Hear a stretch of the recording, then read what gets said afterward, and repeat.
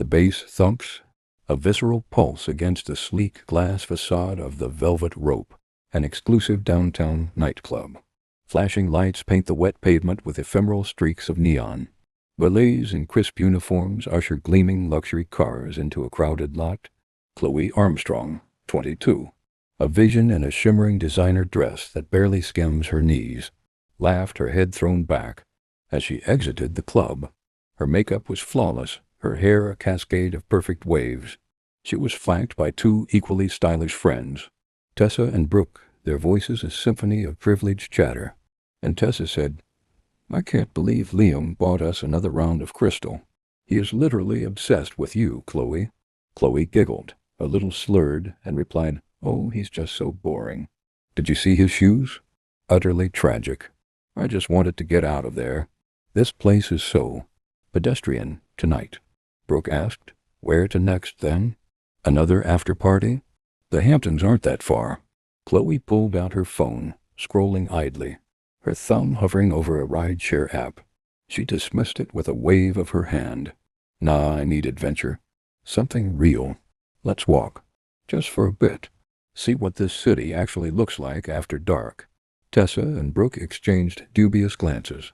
Tessa warned Chloe, "You know what Dad says about certain parts of downtown after midnight." Chloe waved her off dismissively. "Oh, don't be such a bore. It's fine. It's just a few blocks. What's the worst that could happen?" She set off, her high heels clicking confidently on the pavement, ignoring her friend's hesitant protests. They followed a little reluctantly, as Chloe veered off the brightly lit main street into a less polished, darker side street. The club's throbbing music faded, replaced by the distant wail of sirens and the murmur of the city's unseen pulse. Chloe glanced around, a thrill of novelty flickering in her eyes. This was different. This was real. The street was poorly lit, storefronts mostly shuttered. Graffiti adorned brick walls. The air was cooler, carrying the scent of damp concrete and something indefinable, raw. Chloe, Tessa, and Brooke walked faster now, their laughter replaced by a nervous silence.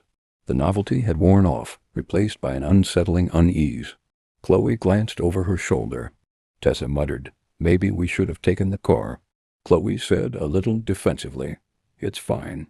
We're almost—" Suddenly 2 figures emerged from the shadows of an alleyway. Thug 1, lean and aggressive, and Thug 2, burly and quiet. They blocked the sidewalk, expressions unreadable in the dim light. Chloe's heart pounded. Her bravado evaporated instantly. Thug 1 sneered, well, what do we have here? Little princesses lost their way?" Tessa and Brooke clung to each other, terrified. Brooke pleaded, "Leave us alone." "We don't have anything." Thug 2 replied with a low rumble. "Looks like you got plenty. That sparkly thing around your neck looks expensive." Thug 1 reached out, his hand grasping Chloe's arm. His fingers were surprisingly strong, digging into her flesh. Chloe cried out, fear overriding her shock. Chloe screamed, "Get off me," Thug 1 said, his grip tightening. A sneer on his face. "Not so tough now, are we? Hand over the bag. And the jewelry." "Nice and easy." Chloe tried to pull away, but he yanked her closer, forcing her off balance. She stumbled. Her purse slipped from her shoulder. It landed with a soft thud on the dirty pavement. Thug 1 continued, "Don't make this harder than it has to be."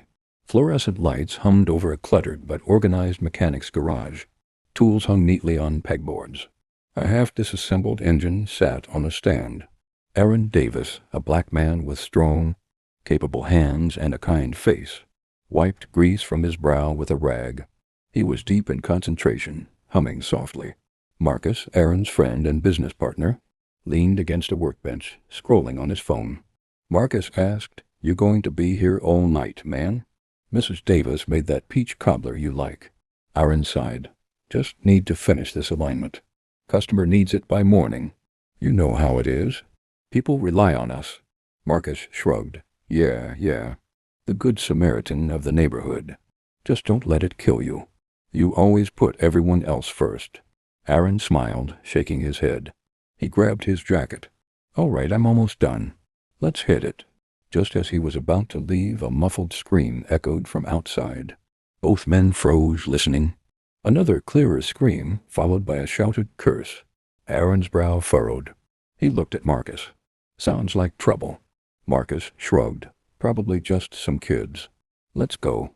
Aaron hesitated, his gaze drawn towards the sound. No, that was a real cry for help. He moved towards the garage door, Marcus following, grumbling. Chloe was struggling against Thug One, who now had her arm twisted behind her back, trying to rip a valuable bracelet from her wrist. Tessa and Brooke were huddled together, frozen in fear, unable to help. Chloe whimpered, tears streaming down her face. Thug One snarled, "Come on, little rich girl. Give it up." Just then, Aaron and Marcus rounded the corner. Aaron took in the scene in a flash. Aaron said, his voice firm and commanding, "Hey, leave them alone." Thug 1 and Thug 2 spun around, surprised. They saw Aaron and Marcus, two formidable figures. Thug 2 spat, "Stay out of this, old man." Aaron stepped forward, calmly but decisively. "This isn't your street to terrorize. Walk away now." Thug 1 let go of Chloe, who stumbled back, clutching her wrist. He pulled out a switchblade, the blade catching the faint streetlight. Thug 1 challenged, "Or what? You gonna be a hero?" Aaron didn't flinch. His eyes were steady, unwavering. "Or you'll regret it." Marcus stepped up beside Aaron, his presence adding to the deterrent. The thugs exchanged nervous glances. They hadn't anticipated backup. Suddenly, the distant wail of police sirens grew louder, piercing the night. The sound spooked the thugs. Thug 2 yelled, "Cops! Let's go." Thug 1 hesitated for a second, then cursed, shoved the blade back into his pocket, and both thugs bolted down the street, disappearing into the shadows. Chloe collapsed onto the pavement, sobbing, relief washing over her. Tessa and Brooke rushed to her side. Aaron took a step towards Chloe, his expression one of concern. "Are you all right? Are you hurt?" Chloe looked up, her eyes wide and fearful, not just from the attack, but from the sight of Aaron looming over her in the dim light. She was disheveled, her dress torn, a small cut on her arm where the bracelet was ripped. The police sirens screeched to a halt nearby. Blue and red lights began to flash, bathing the street in an eerie, pulsing glow. A police cruiser skidded to a halt. Detective Miller, a no-nonsense, grizzled veteran, and Officer Reynolds, younger and eager, jumped out, weapons drawn. Officer Reynolds yelled, "Police, don't move. Hands where I can see them." Aaron and Marcus instinctively raised their hands. Aaron turned towards the officers, intending to explain the situation. Aaron said, his voice low and strained, "Officers, we just intervened. Those men, they were trying to rob these young women." But Chloe, still on the ground, disoriented and terrified, saw the police, her saviors, her mind reeling from the attack and perhaps clouded by ingrained prejudice. Processed the scene. 2 armed thugs just ran away, and a large black man was standing over her. The narrative in her mind shifted in an instant, twisting reality into a familiar, terrifying stereotype.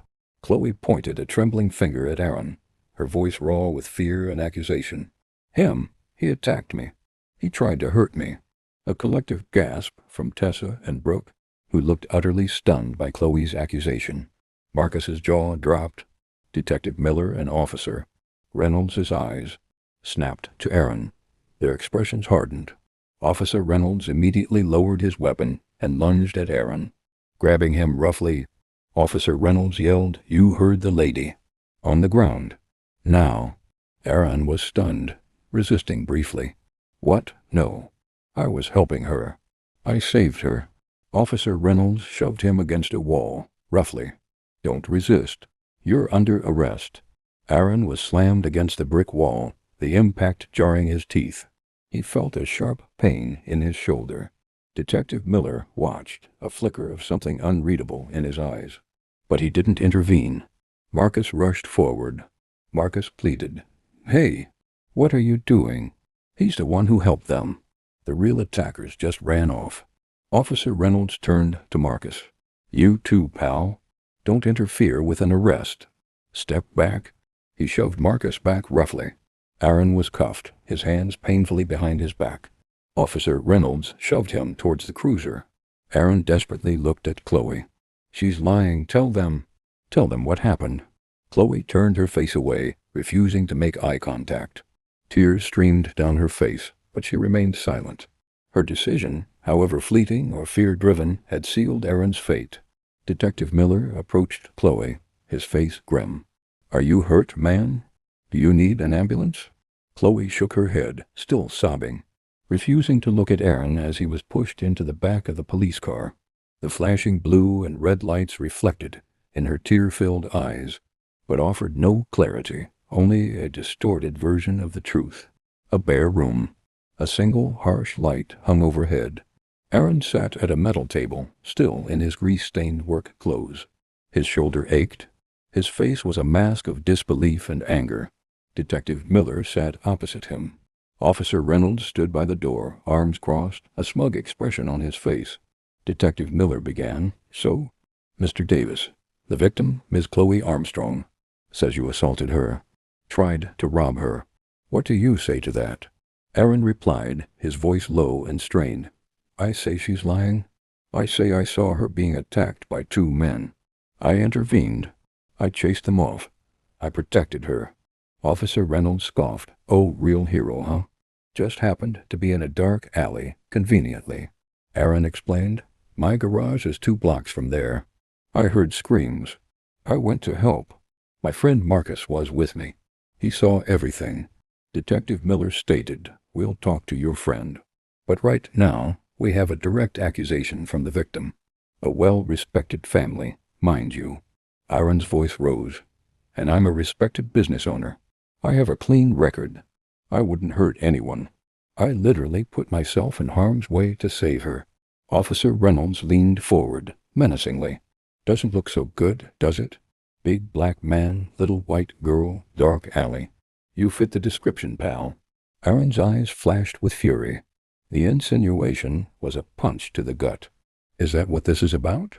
Is that why she pointed at me? Because of what I look like?" Detective Miller held up a hand, silencing Reynolds. "We're just following protocol, Mr. Davis. A complaint was made. We investigate." Aaron yelled, "This isn't an investigation. This is a setup. Get her in here. Let her look me in the eye and tell me I attacked her." The door opened and Marcus entered, looking distraught.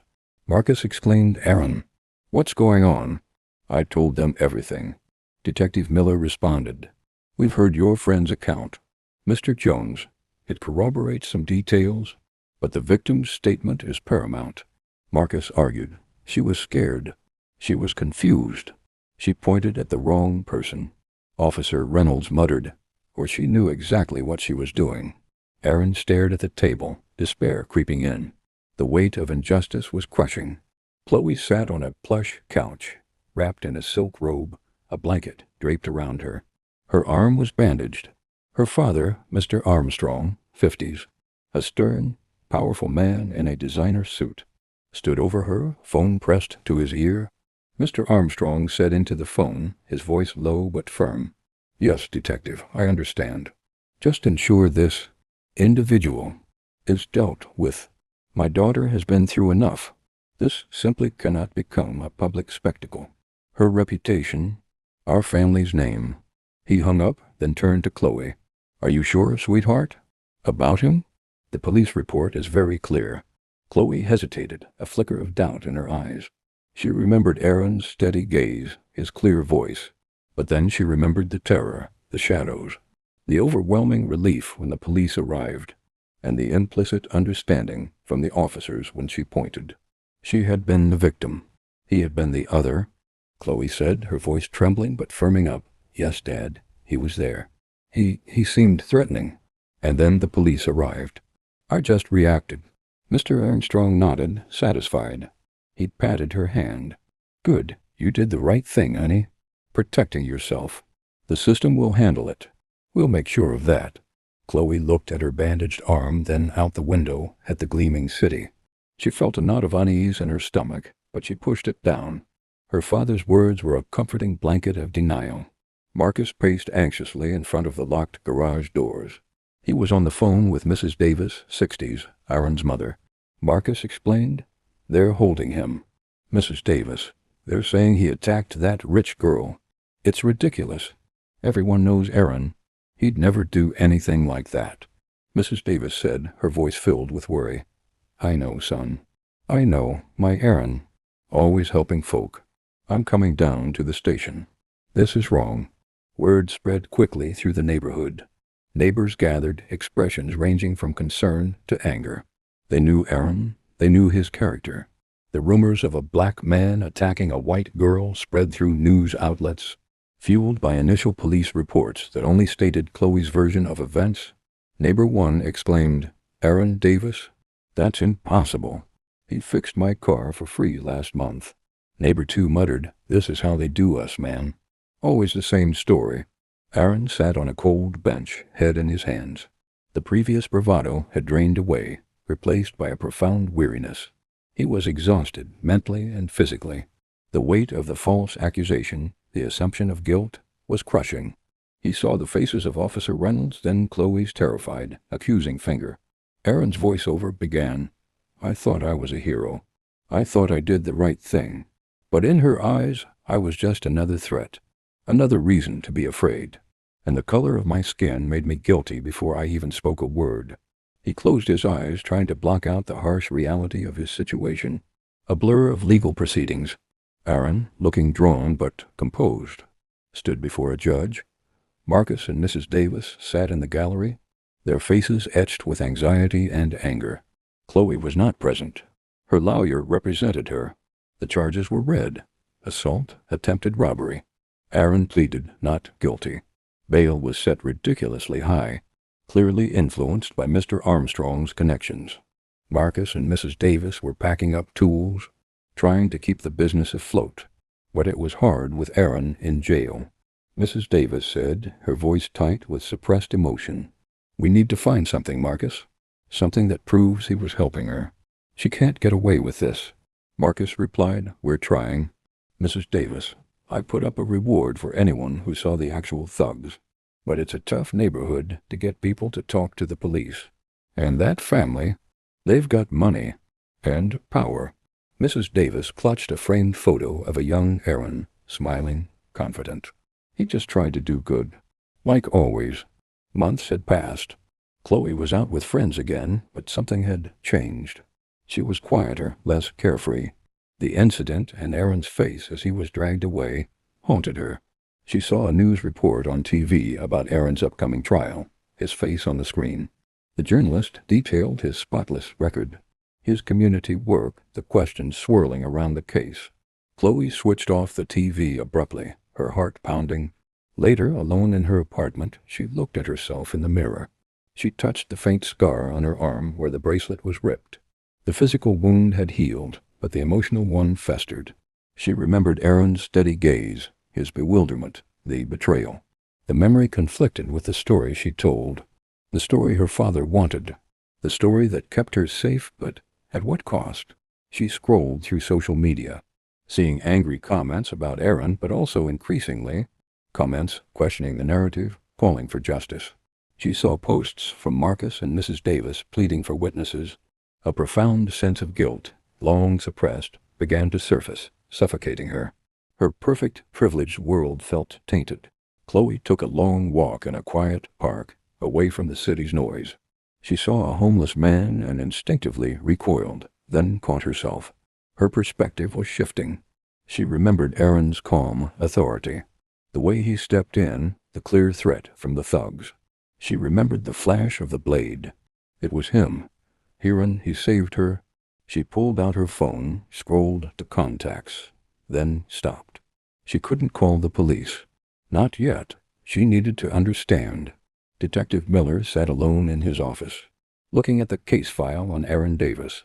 He reread witness statements, looked at forensic reports, nothing linking Aaron to the scene, just Chloe's statement. He remembered Aaron's impassioned denial, Marcus's earnest testimony.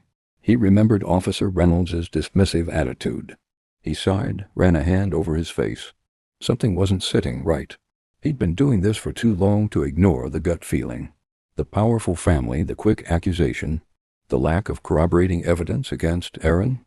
He pulled out a large city map and looked at the area where the incident happened. His eyes drifted to Aaron's garage, just a few blocks away. It was plausible. Highly plausible. He made a decision. He picked up his phone. Chloe sat nervously at a table, clutching a coffee cup. Her phone buzzed. It was Detective Miller. He had asked to meet her. Detective Miller walked in, his expression serious. He sat opposite her. Detective Miller began. "Miss Armstrong, thank you for meeting me. This is off the record." Chloe nodded, her heart pounding. Chloe said, avoiding his gaze and picking at her fingernails. I told you. He attacked me." Detective Miller leaned forward, his voice gentle but firm. "Ms. Armstrong, Aaron Davis is facing serious charges. His life is on the line. I know what fear can do. I know how terrifying that night must have been. But you have to tell me the truth. Did he attack you, or did he save you?" Chloe's eyes welled up. The weight of her lie, the injustice it had caused, was suffocating her. She remembered Aaron's steady, dark eyes as he was taken away. She remembered the shame she felt when she turned her back. Chloe said, her voice barely a whisper, tears streaming down her face. He saved me. There were 2 other men. They were going to rob us. He came out of nowhere. He scared them off. When the police came, I was just so scared, so confused, and he was just there, and I just pointed." Detective Miller nodded slowly, his expression grim. "And you let him go to jail for it. For months." Chloe broke down, sobbing openly. I know it was wrong. I don't know why I did it. My dad, he just kept saying I did the right thing, that he was dangerous. I let them convince me. I just wanted it to be over." Detective Miller asked. "It's not over. Ms. Armstrong, not for Aaron Davis. Are you willing to tell the truth? In court?" Chloe looked up, her eyes red, but a flicker of resolve hardening her jaw. "Yes, I will. I have to." The courtroom was packed. Journalists scribbled notes. Mrs. Davis and Marcus sat side by side, their faces grim. Aaron, dressed in a simple suit, sat at the defense table, looking weary. The prosecutor painted a picture of a predatory attack, using Chloe's initial statement, amplified by Mr. Armstrong's influence. Officer Reynolds testified, confirming Chloe's initial accusation and his firm arrest. Mrs. Davis watched, her heart breaking. She touched Marcus's arm. Mrs. Davis said, her voice tight with suppressed emotion, "You look so tired, Marcus. So broken. My boy, he doesn't deserve this." Marcus whispered, "We're almost there, Mrs. Davis. Just wait." The defense attorney attempted to poke holes in the prosecution's case, highlighting Aaron's character, the lack of physical evidence, and the rush to judgment. But without Chloe's revised testimony, it was a losing battle. Then the defense called its final witness. The defense attorney announced, "The defense calls Ms. Chloe Armstrong." A hush fell over the courtroom. Chloe walked to the stand, looking pale but determined. She avoided Aaron's gaze. Chloe took the stand, her voice trembling as she took the oath. Mr. Armstrong sat in the front row, looking furious. The defense attorney asked, "Ms. Armstrong, please tell the court what happened on the night of date of incident." Chloe took a deep breath. She glanced at Aaron, then at Mrs. Davis, then at Detective Miller, who gave her a subtle, encouraging nod. Chloe said, her voice strengthening, I was walking home from a club with my friends. We took a wrong turn. 2 men, they attacked us. They tried to rob me." She paused, her voice strengthening. "Aaron Davis, he came. He heard us screaming. He intervened. He faced down those men. He scared them away. He saved us." A gasp rippled through the courtroom. The prosecutor looked furious. Mr. Armstrong looked like he was about to explode. The prosecutor jumped up. "Objection, Your Honor. The witness is contradicting her sworn statement." The judge said to Chloe, "Ms. Armstrong, you understand you are under oath? Your previous statement identified Mr. Davis as your attacker." Chloe replied, tears in her eyes but her voice firm. "Yes, Your Honor, I was terrified. I was confused. The other men ran away. Mr. Davis was standing there. And when the police arrived, I panicked. And I pointed. I was wrong. He is innocent." He is not my attacker. He is my rescuer." She looked directly at Aaron, her eyes filled with a raw, desperate apology. "I am so sorry, Mr. Davis, I put you through hell. I let fear and my own assumptions twist the truth." Aaron stared at her, a complex mix of emotions on his face, anger, hurt, but also a flicker of something new, acknowledgement. Detective Miller watched, a look of grim satisfaction on his face. Officer Reynolds looked shocked and uncomfortable. The judge announced the verdict. In light of the new, corrected testimony from the key witness and the corroborating evidence, the court finds Mr. Aaron Davis not guilty on all counts. He is free to go. A collective cheer erupted from the gallery. Mrs. Davis and Marcus rushed to embrace a stunned Aaron. Tears streamed down Mrs. Davis's face. Mr. Armstrong glared at Chloe, his face contorted in rage, then stormed out of the courtroom, followed by the defeated prosecutor. Chloe remained on the stand, feeling the weight of the silence after the cheers. She looked at Aaron, then slowly she walked towards him. Chloe said, her voice trembling, "Mr. Davis, Aaron, I truly am sorry. I don't expect you to forgive me, but I had to tell the truth." Aaron looked at her, his eyes still holding a deep pain, but also a hint of something softened by her honesty. "It took courage, Miss Armstrong, a lot of it. Thank you for doing it." Marcus stepped forward, less forgiving. "Courage? You nearly sent my friend to prison for something he didn't do." Mrs. Davis placed a hand on Marcus's arm, then looked at Chloe. "The truth is a powerful thing, child. It sets everyone free." Chloe nodded, tears in her eyes. She knew her journey of amends had just begun. The garage was bustling. Aaron, back in his work clothes, but with a new lightness in his step, fixed an engine. Marcus worked beside him. The community rallied around him. Business was booming. Marcus said, "Man, I tell you, that girl, Chloe, she really saved you in there. Who would have thought?" Aaron smiled faintly. "She redeemed herself, Marcus. It's not about revenge. It's about moving forward." A luxury car pulled up. Chloe stepped out. She was dressed simply in jeans and a t-shirt, no designer labels. She looked more real, less polished. She approached Aaron, nervous. Chloe said, "Aaron." Aaron replied, "Chloe." Chloe continued, I wanted to do something. My father, he disowned me, practically. But I used some of my own money. I've started a foundation for legal aid for people who are wrongly accused, especially in cases of mistaken identity or racial bias. I want to help." Aaron looked at her, truly seeing her, not as the privileged girl who accused him, but as a young woman trying to make amends. That's a good thing, Chloe. A very good thing."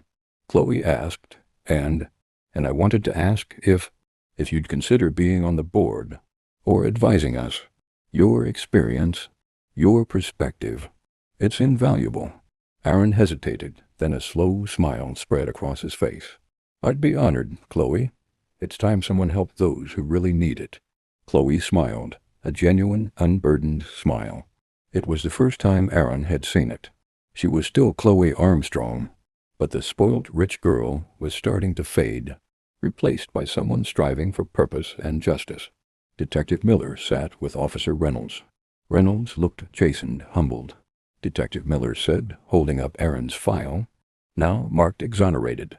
"This case, it was a wake-up call, Reynolds. A stark reminder. We make assumptions. We see what we expect to see, and innocent people pay the price." Officer Reynolds replied, I know, Detective.